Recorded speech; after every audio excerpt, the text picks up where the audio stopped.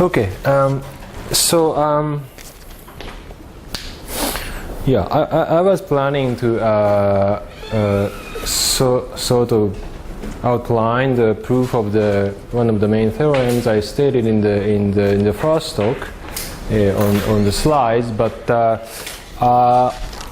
now I know that I'm not going to cover the proof of the theorem, but I like to spend more time because of the kind of reaction from the audience. I like to spend a little bit more time on some basic techniques or some basic ideas which would be useful for you later for something else. But anyway, okay. But still, I like to continue the discussion from yesterday. So I review the setup. So group G was acting on some delta hyperbolic space properly, and I assume at least there's one element which is hyperbolic on the space X with an axis gamma.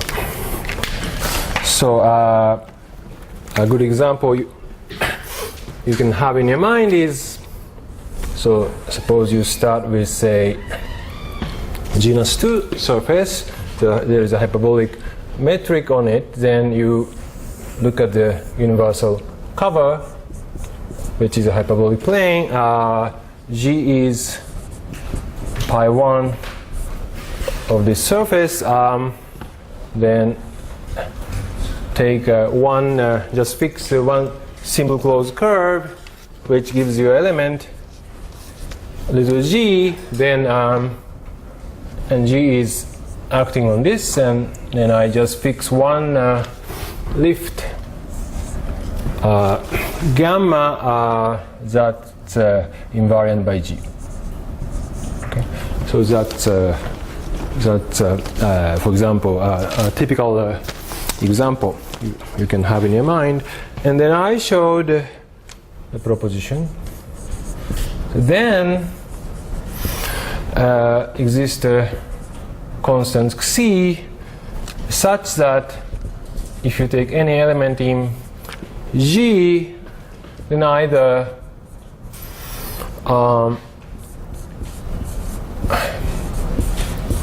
okay, another concept was nearest point projection. You find it if you project a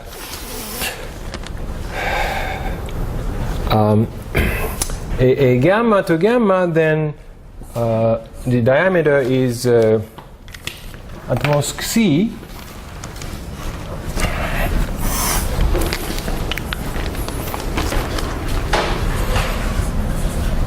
or they are parallel. And also I proved that if they are parallel, then this distance between those, Hausdorff distance between those two lines are uniformly bounded like by 20 delta. Okay. By the way, in this case, if two geodesics are parallel, then they coincide. So in this case, I can just say they are equal. Okay. So now I like to look at. I look at the set, which is the orbit G orbit of gamma. Okay. So in this picture, I just look at all lifts of this curve. There is another one. There is another one like this. Okay, like A gamma, B gamma, C gamma, etc. Okay, so you start with the one simple closed curve and look at the lift, the all lift of this one. That's exactly this set. But in this case, I like to identify two parallel lifts. So So I go to the quotient like this. For example, of course, gamma and G gamma, that's parallel because this is the axis for G, right? So, okay. But after this identification or equivalence class, I still want to talk about the nearest point projection to the equivalence class, and I can do it because their distance, halves of distance are close to, small, uniformly bounded by 20 delta. So I still write the projection like this after this identification. Instead of writing, to be precise, I should write something like this, but I don't do it. Okay. So you can forget about this comment because if you're in H2, there is no such things. Okay. All right. Now I like to claim another thing which I call P0, which is a slight variation of this proposition. Namely, again, I just said exists Xi, but it's going to be the same with this Xi. Any A and B, which is different in this set. So now maybe this one is A, and maybe this one is B. Okay. And you can project. Then diameter is at most Xi. Okay. It's nearly the same thing as this proposition, but let me say the proof. So A is, say, A gamma, and B is B gamma for some A and B in G. Okay. So what is the picture?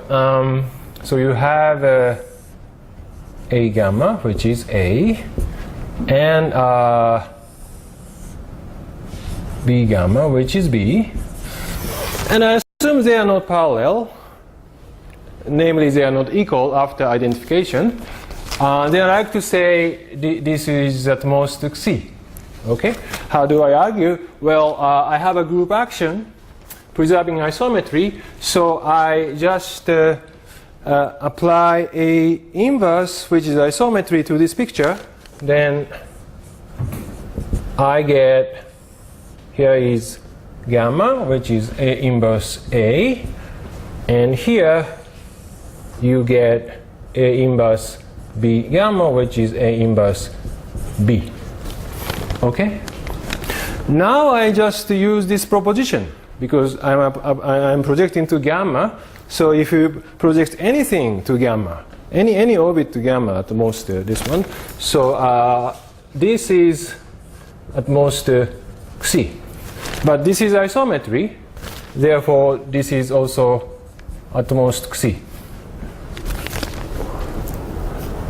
Okay, this is isometry, the whole picture. So this is the end of the proof. In other words, I'm saying, so I can just say that it's a node, maybe. Note is that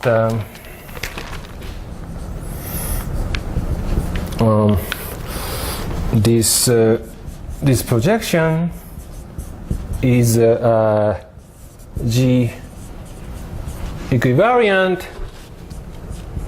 namely any G by GA GB is G of pi A B. Okay, this is what I'm using here. Okay. because it's isometric action, the projection is in terms of metric, so you get the same picture. Okay. So now, because of this property, I like to define the distance. Define for distinct A, B, C in Y.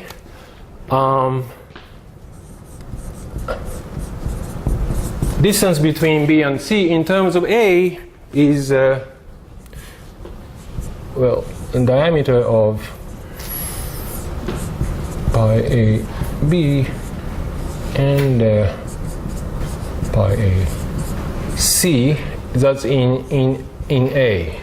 Okay. So the picture is you have A here, and maybe you have B here, and you have, I don't know, C here. Then projection, the projection is like pi A C, and here pi A B, and each one is uniformly bounded by C. So I just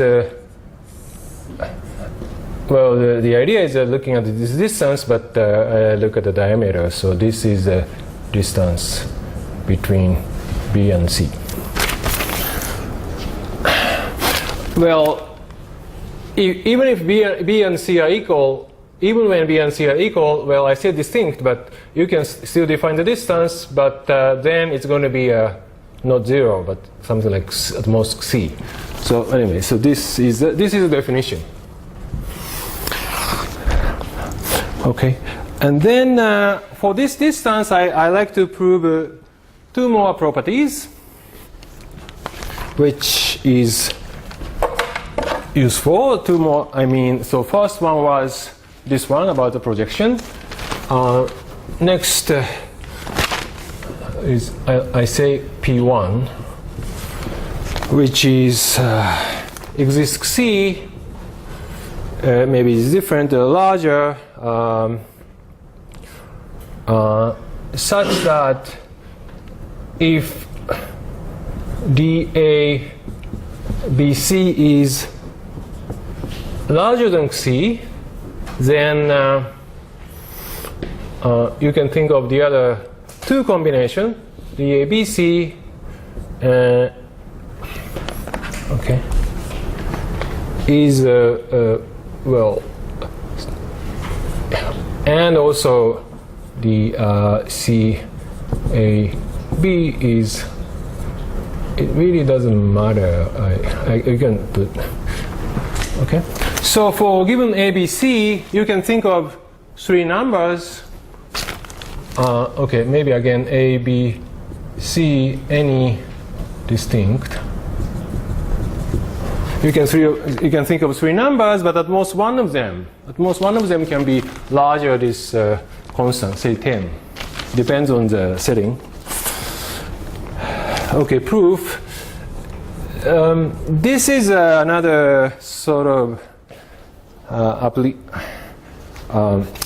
an argument using drawing triangle in delta parabolic space. So I don't completely give the detailed argument, but let me okay, so suppose let me just draw some indicating picture. So suppose okay, so suppose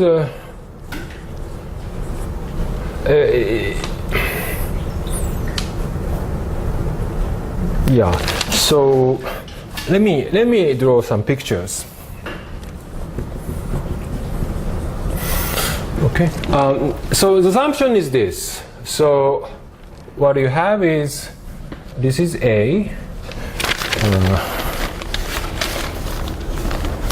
and say this is B, and this is C, and distance is large. Okay, so I first I choose some point here and project to A like this. So this indicates that it's the nearest point projection. Okay, and then I project this point back to B, like this. So I'm projecting like this. Okay. All right. Now I project this point back to A.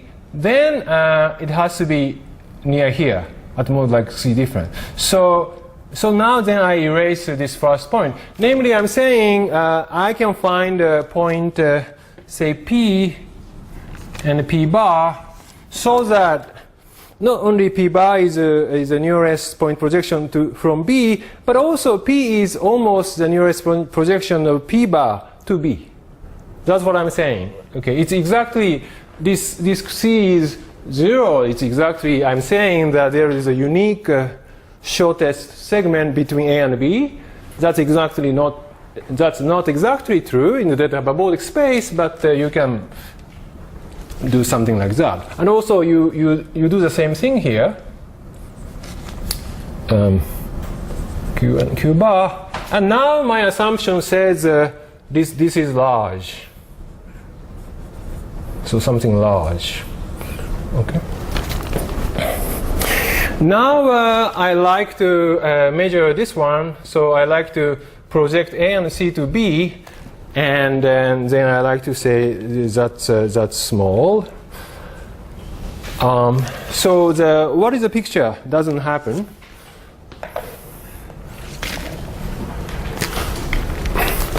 So so let's project this point to B. Okay, because I already projected A to B. So then, okay, if this happens and this is large, you should get a contradiction because those two are large. Okay, so I mean large means both are bigger than C. So this picture shouldn't happen. So I don't finish so the picture. So this doesn't happen.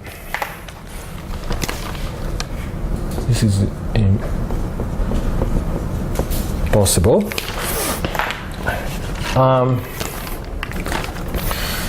In fact, the true picture is that okay. Again, I use the technique that I then project back to this. But anyway, what this P1 claiming is that actually, if I find the shortest segment between B and C, it's gonna be like this. Okay.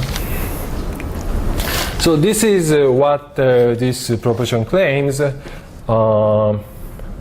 Okay. Then so projection of A and C to B are nearby, and also projection of B and A to C are nearby. So this is exactly what the proposition is claiming. You may remember that if you project P and Q, and if those P bar Q bar is far away, bigger than say 100 delta, then geodesic from P to Q has come close both P bar Q bar, like this one. Okay, but this proposition suggests or is proven by proving this kind of picture. So how do you prove this kind of picture, or this red one is impossible? Well, okay, you have 1, 2, 3, 4, 5. You have a pentagon, so you just draw in diagonals, and then as before, you try to argue, okay, actually, for example, you know, triangle has to collapse to like L shape or whatever, and then eventually you find this kind of pentagon shape is impossible. So so this is harder, but I leave it as an exercise. Okay. Anyway, so this is a picture that should happen. Then the last property I like to claim is this one. Okay. Any A and by the way, also I say another sort of, I don't know, if to start with, if this is a tree, in a tree T, true for C is 0. Okay, because in tree it's really, so you have A and B is different from A, so and you actually, is it really 0? Maybe it's not 0. Okay, sorry. Okay, so okay, if it's hard, think of the tree case. Okay.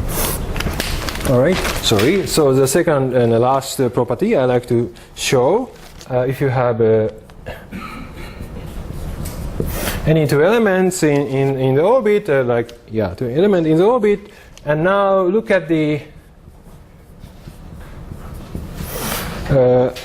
all other ones whose for which exist again xi, maybe another number is bigger than xi, is a finite set. Okay.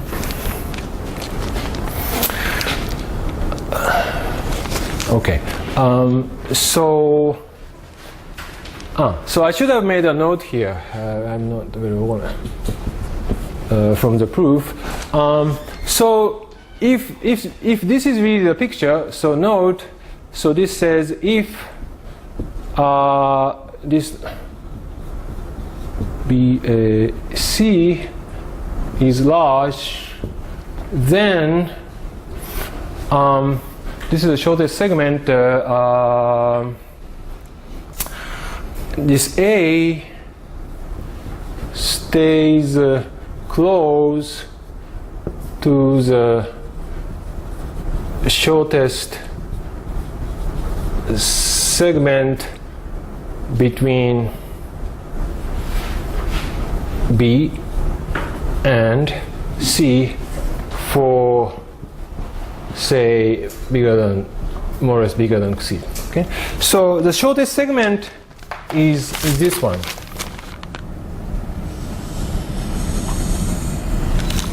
Okay, so if B and C are given, the blue one is the shortest segment, nearly unique, then B and C has a large projection to A if and only if A come close to this blue one for a long time, nearly, at least C.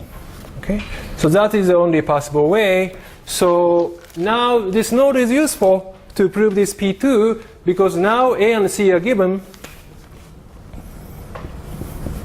So I just change his viewpoint a little bit. So now I have A and C, and now you have a shortest segment here between A and C, and the only B's for which A and C has a large projection are the ones that come close to this shortest segment. At least Xi, or Xi. So say this is B1, and so now you look for all B's which come close to this blue one, at least Xi. Of course, there could be very many, but is it possible there are infinitely many? No, because remember. For different two lines, they can overlap at most a bounded amount, like C. So they can have a huge overlap. So for example, it is impossible that this is B1 and B2, and so this overlap is. Okay, so suppose this is anyway. So okay, so this is only possibility. They can overlap only tiny amount, only bounded amount by this different number C. Since I'm using the same number C, it's confusing. So this is, for example, if it 100. Yeah. So this is say 100 xi. And now using this xi, those two can overlap at most xi. So is there a sort of order? Now, since A and C are given, there are only finitely many B's which has this property. Okay. So, so this is the harder, and this is a sort of a consequence of the argument of the P1.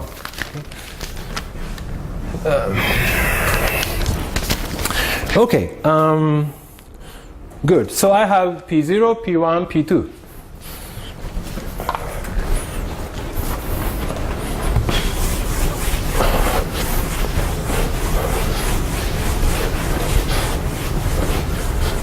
Now, roughly speaking, if you have some kind of setting where P0, P1, P2 holds, then you have an action of G on a quasi-tree. Okay, there is a general theorem which produce a quasi-tree if you verify those three properties, which I just did in our setting. So I write a version. So it's going to be a little bit long, but I just write it. So suppose a group G is acting on some geodesic space.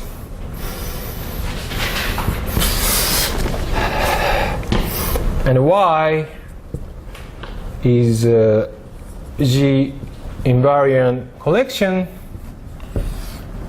of subsets in X. So in the previous example, this is a H2, and those are the orbit of axis, such that in this case each element Y is let me say uniformly quasi-isometric to R. Well, in this case it's really R, but it's Qi to R in this to a little bit more general setting. And uniformly means that this quasi-isometric constant is uniform for all Y.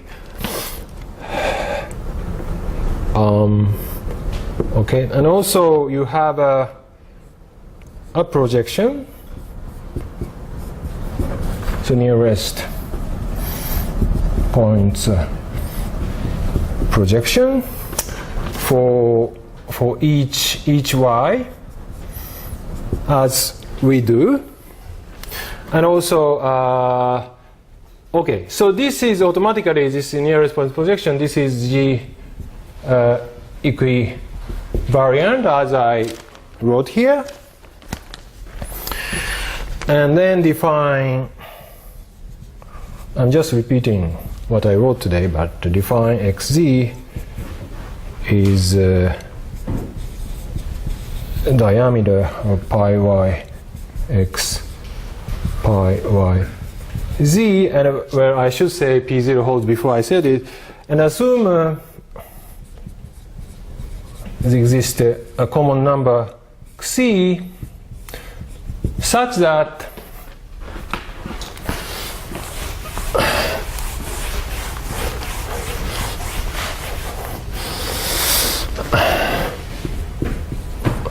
I'm really repeating, so I feel P1, P2 holds.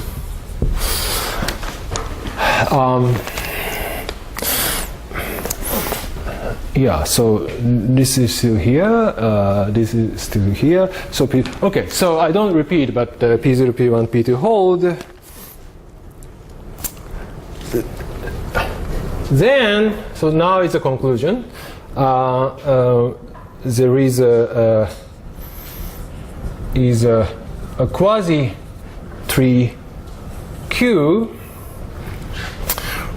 on which G acts such that if you look at the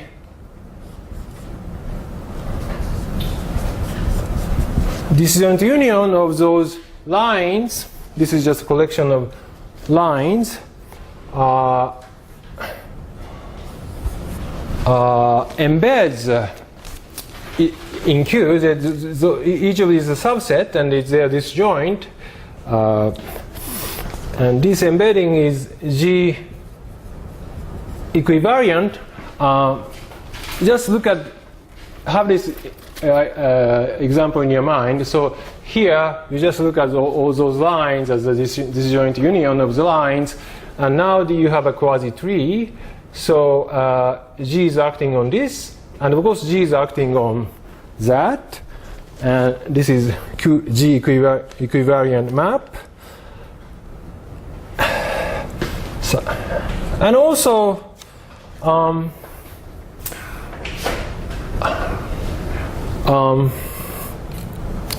let me just, for each large K, any X, any Z in Z, and actually X and Z are in here. Now I like to say something about the metric. I mean, okay, I like to say something about the metric. So which I write, distance in Q is more, at least okay.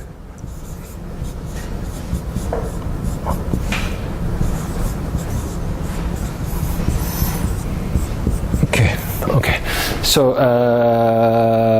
this is the end of the statement, but I have to say a few more words for it to make sense.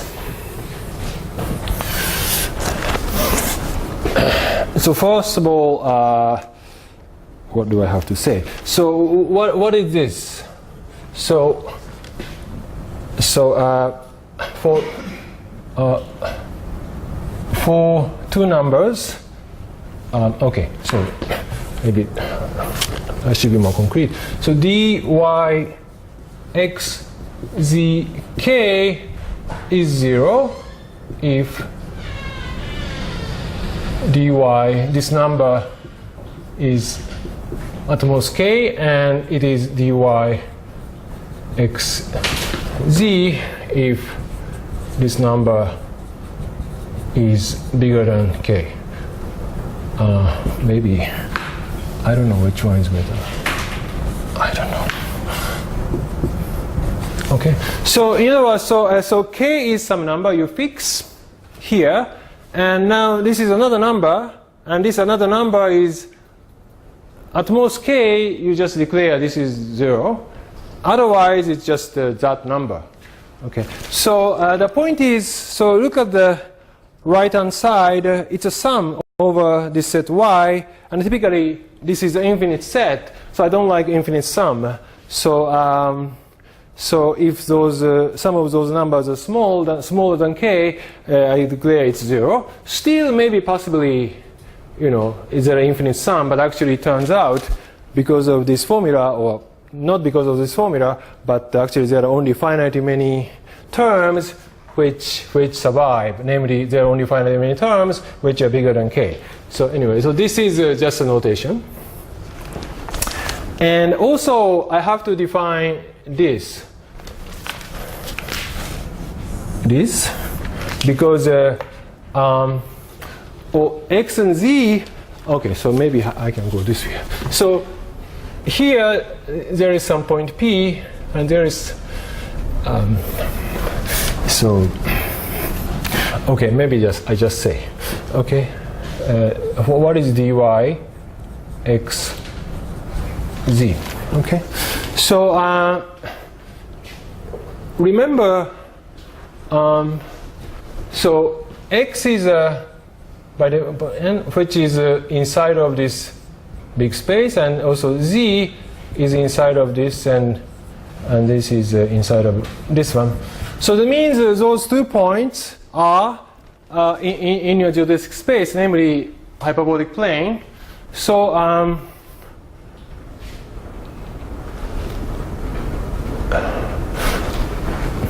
okay, so you can just talk about nearest point position. So apply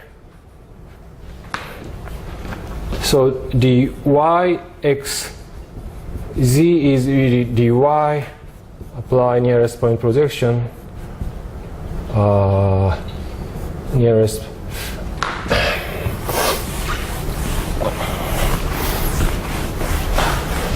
Well, maybe I just, okay, let me just, nearest point projection of pi by z, which is diameter of in y, pi y x union pi y z. Okay, so so here is a picture. This is y, and if you have x and z here, and if you have point x and z here, of course, I mean the whole large x is projected here. The whole large z is projected here. Therefore, those two points, little x and little z, are projected here. So it doesn't make a difference if you replace this little x by large x. But the difference is going to be made if you have x here and little x here, and this is large y. And if you little z lives here, namely this is large z, then you measure the distance of those 2 points. Okay, so I'm just saying, just imagine those little x and z are in H2, then you can just use the nearest projection to gamma. Okay. So now that said, okay, at least this inequality somehow hopefully makes sense. I'm just saying that of course this is a one-to-one map, so I can't take Q to be a point or anything, but I just make sure in a vague way at this moment that if 2 points are far away in this space you started with, then they are mapped far away in Q2. So that's why this gives a lower bound. Okay. So let's okay. Let me say a few words how you build this quasi-tree Q, and then I'd like to say a few more things about a concrete example, which is a tree. Okay, a few words.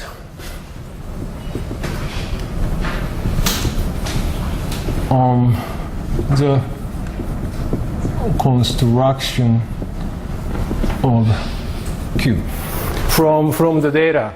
So the data it looks large, but not so large. So now fix some constant k, which is larger than c, which are used to state those three properties. So k is same as this k. So the idea is that I go back to this example. So in this case, since I started with a simple closed curve, the orbit, g orbit of gamma are really disjoint from each other. There is no crossing, right? Because if the orbit crosses, they have to cross downstairs, but it's simple. So it's really disjoint union. So I like to make a quasi-tree. In particular, it is a connected geodesic space from this disjoint union of lines by deciding by adding edges like this, so to make it be connected, okay, like this. But I don't want to put too many edges to make it connected, because if I put too many edges, then you may see a very large circle in the picture, which means larger and large circle in the picture. Then your space is not a quasi-tree. So remember, it's a kind of bottleneck property is a characterization of the quasi-tree. If you remove bounded set, it has to disconnect the space. But if you have a larger and larger loop, if you remove one bounded set, maybe it's going to be connected to the other side. So you like to put edges to make the space connected, but you don't want to put too many. And also you have to do it G equivariant way, because at the end you like to have a G action on Q. Okay. So what is a rule? The rule is this. There is a slight light here, but anyway. So we want to add edges to the collection Y.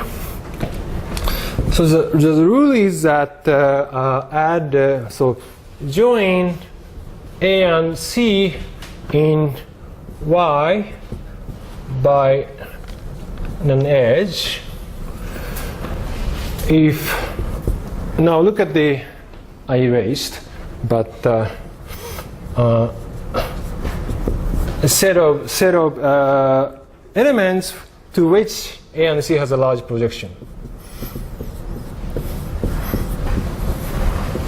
Okay.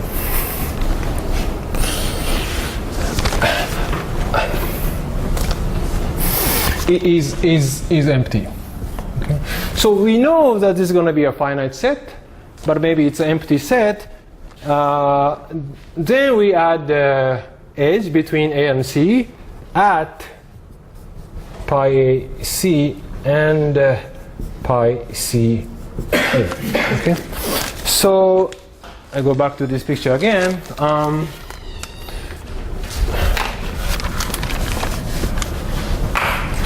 So for example, I project this one to like this, and this one, okay, here's a projection. Okay.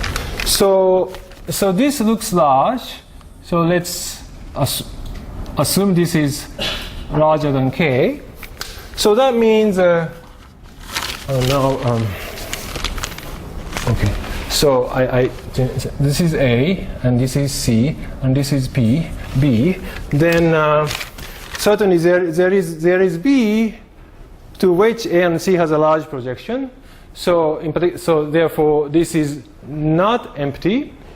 Therefore I don't add edges between A and C. Okay, but for example, between B and C, do you have any element which has to which B and C has a large projection? Well, remember, you can measure the projection. Sorry, B and C has a large projection if the third one comes close to this shortest segment for a long time. Well, this looks like short. So if this is, say, for example, this is short, then there is no other one which comes to this segment for a long time, longer than K. So this one, certainly nothing between B and C. So for this one, I just add edges, and this is a point pi C B, and this is a point pi B C. Okay. Okay. So I say if dBAC is larger than K, then we say B is between A and C. Okay. So the rule is there is nothing between A and C, then join A and C, because you have to make it connected. But if there is something between A and C, for example B, then I don't want to join A and C, because you can move from A to C using B like this. Okay? So that is a rule, and then you have to work and argue, but then this is going to give you a quasi-tree Q. Okay. I have to be honest, I have to modify this distance a little bit, but so this is a theorem. Okay, so this is the definition, and the theorem is that it's going to be a desired quasi-tree, and certainly because of the construction, each line is embedded in here disjointly. And what about this distance formula? We call it sort of distance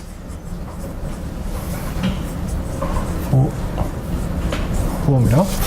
Okay, so for this one, let me not exactly work out example, but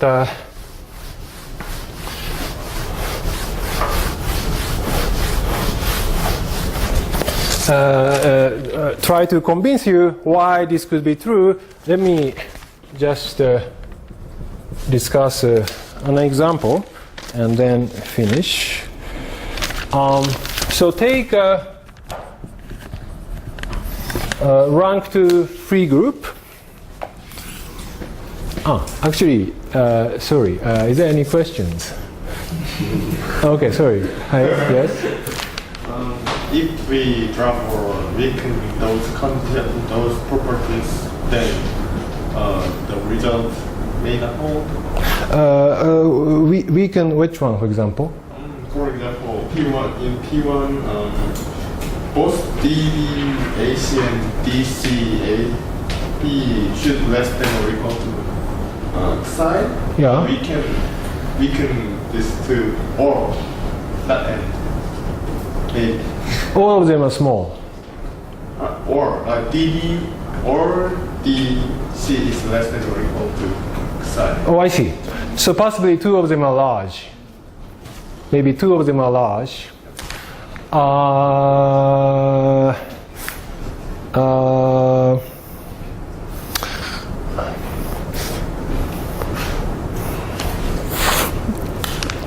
I don't know, but I don't know if I have a counterexample. But for possible, so in the natural example, that's true, right? In some natural examples, at most one is large. Okay, I didn't just start writing the axioms. First, with this example, I proved P0, P1, P2. Okay, then I change my viewpoint and say, let's assume that P0, P1, P2 are true. Okay, then prove the theorem. So I don't know. Yeah. So I don't know. Yeah. If you have some natural example, then yeah, there could be another theorem or theory, but I don't know. Thank you. All right. Yes. So you wanted to add as less edge as possible so that there's no cycle on this element. That's a right split, yes. Yeah. So, and you also said that if that set is not empty, that we will not add edge between A and C, but that we can go to the B. Well, what if we have B1 and B2? Then I think there would be two groups so that it becomes a cycle. Oh, okay. Good point. Good. Great. So I try to give. I try to say something about it. Remember the picture. So given A and C, which B can have a large projection? So that's a picture I draw to prove P2. So this is A, this is C, and then the shortest segment, like this, and B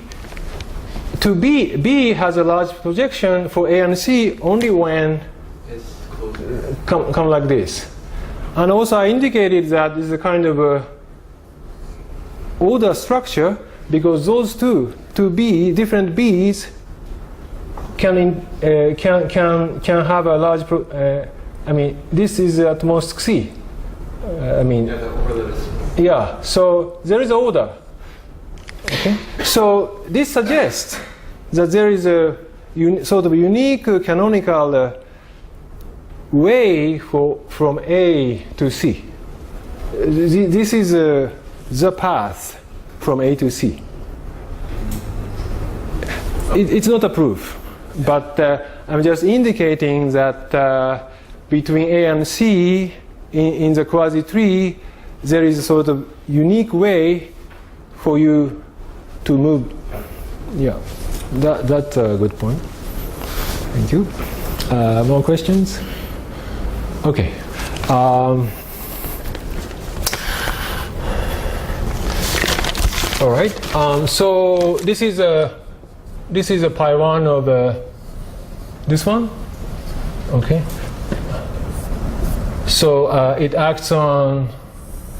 Maybe I just write a bigger picture.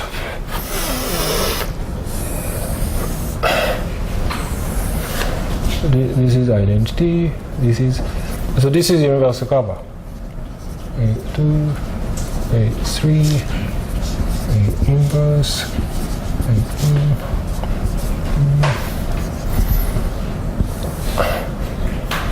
So this is a B A, or this is A square B. This is A square B cube, and this is A square B A. Something like this, okay? So this is universal cover.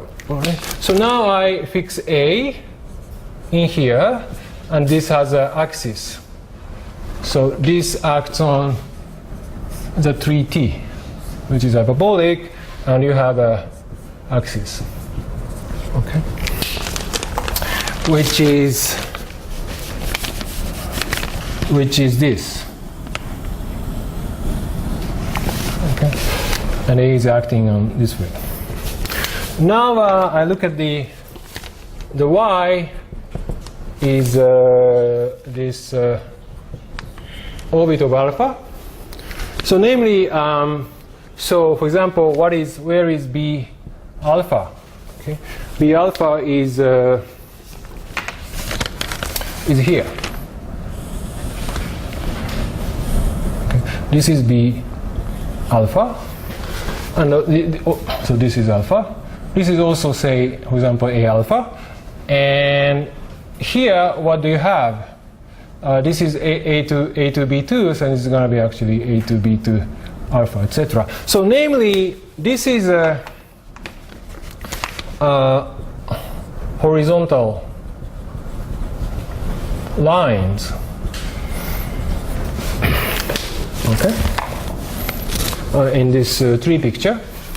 Now, okay, well, actually it's silly because I have a tree for F to act on. So why do I have to work hard to produce a quasi-tree for the free book to act on? But this is an example. So the rule is that now I like to put edges. So you only see now those red horizontal lines, and now you have to decide which two red lines to join by an edge. Okay. So example, now K is say 3, for example, and then oh, by the way, in this case, C is really 0, right? Because if two horizontal lines of this, C is 0. Okay. So for example, look at alpha, and then A to B to alpha. Okay. So here it is. No, sorry, this is still not good. Which one is good? Okay, maybe I draw one more thing here. What is the best example? Okay, so maybe this way and this way. So this is gonna be like A. So this is gonna be like A to B to say A3, and this is gonna be A to B to A3B. Okay, so I look at this A to B to A3 B alpha, okay, which is this line.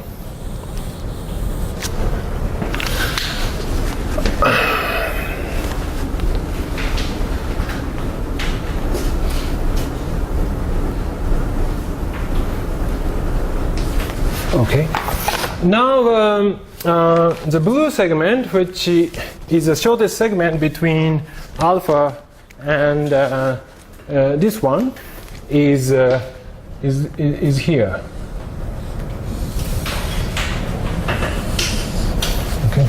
So this is A to B to A3 B alpha. Okay. So now do I join this and that? Well, I say no, because